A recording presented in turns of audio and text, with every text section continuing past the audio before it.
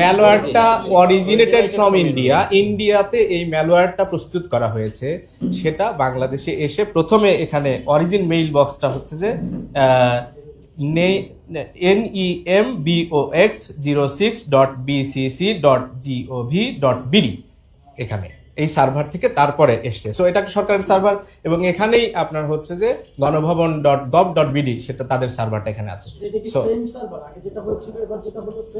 এইবারকার server তো আমি বলেছি যে এখনো আমরা ইনভেস্টিগেশন রাজনৈতিক দলের সম্পৃক্ততা থাকতে পারে, এটা তো আমরা স্ট্রংলি মনে করছি। কারণ এই ঘটনা ঘটার আমিনুল জামাতের যেই অ্যাকাউন্ট হ্যাক হয়েছিল সেই ঘটনা ঘটার পরে আপনারা দেখেছেন যে সেই জিনিসটা নিয়ে নানাবিধ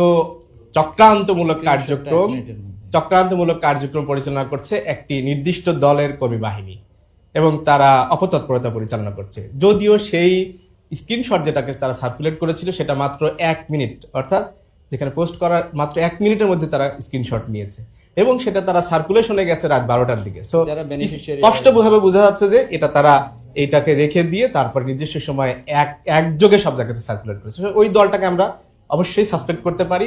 সরকারের এই সমস্ত জায়গার মধ্যে যারা আছে তাদের সাথে যোগসাজশ এটা করতে পারে। আর প্রথম যে প্রশ্নটা আপনি করেছিলেন যেটা ইন্ডিয়ার সম্পৃক্ততা আছে কিনা, আমরা যেহেতু এই ম্যালওয়্যারটা ওখানে প্রডিউসড হয়েছে এই দিক থেকে আমরা তাদের সম্পৃক্ততা আছে হিসাবে এখন পর্যন্ত তো বুঝতে পারি আমিনুল জামাতের অ্যাকাউন্ট হ্যাকিং এর ক্ষেত্রে। সো এর বাইরে আমরা বাকিটা দায়িত্ব হচ্ছে সরকারের। আপনারা জানেন যে একসাথে সরকারি এই জায়গা থেকে বিভিন্ন জায়গায় মেইল পাঠানো হয়েছে, অনেকগুলা ডিভাইস এক্ষেত্রে কম্প্রোমাইজড হয়েছে এবং সেই সংখ্যাটা তো আসলে আমরা জানি না। সো আমরা সে ব্যাপারে আমরা সেগুলাকে খেয়াল করার জন্য চেষ্টা করছি, তো অ্যানালাইসিস করছি এবং স্বাভাবিকভাবে এই ডিভাইসগুলো কমপ্লিটলি পরিবর্তন করে ফেলতে হবে।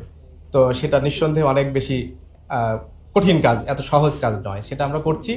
আর একই সাথে এই ডিভাইস কন্ট্রোলের মধ্য দিয়ে যেটা হয় সেটা হচ্ছে আপনার ওই ডিভাইসে যে সমস্ত অ্যাকাউন্ট আছে সেগুলোর মধ্যে প্রবেশ করা যায়। সো একই সাথে আরও অনেক কিছুর মধ্যেই তাদের অ্যাক্সেসিবিলিটিটা তৈরি হয়। সো আমরা এর ব্যাপারে আশঙ্কা করতেই পারি ডিভাইসগুলোর মধ্যে থেকে তারা আরও অনেক নথিপত্র হয়তো বা তারা বের করতে পারে এবং নিজেরা বানিয়েও অনেক কিছু হয়তো বা প্রকাশ করতে পারে। সো এই ব্যাপারে আমরা যেটা দৃষ্টি আকর্ষণ করতে চাই সেটা হচ্ছে যে এই জাতীয় যেই বক্তব্যগুলা, যেই কথাগুলা জামাত ইসলামীর ইতিহাসের সাথে, জামাত ইসলামীর এই যে কন্টিনিউয়াসলি যে বক্তব্যগুলো দিয়ে যাচ্ছে সেগুলোর সাথে সামঞ্জস্যশীল নয়, সঙ্গতিপূর্ণ নয়, বরং সাংঘর্ষিক, সেই জাতীয় কোনো কথা যদি আমাদের কোনো না কোনো আইডি থেকে, পেজ থেকে, সেটা আমাদের কেন্দ্রীয় সংগঠনের দায়িত্বশীলদের হোক অথবা স্থানীয় বিভিন্ন কনস্টিটিউয়েন্সির দায়িত্বশীলরা হোক, তাদের ওখানে প্রকাশ হয়, তাহলে সেক্ষেত্রে এটাকে আপনারা মেহেরবানি করে আপনারা এটা যাচাই বাছাই করে তারপর সেটাকে বিশ্বাস করবেন এবং আমরা ওটাকে যদি জানতে পারি, জানার সঙ্গে সঙ্গে আমরা নিশ্চয়ই এই ব্যাপারে আপনাদের কাছে ক্লিয়ার করার চেষ্টা করব। জনগণের এই সহযোগিতা আমরা প্রত্যাশা করি, আপনাদের মাধ্যমে সেই সহযোগিতা চাই।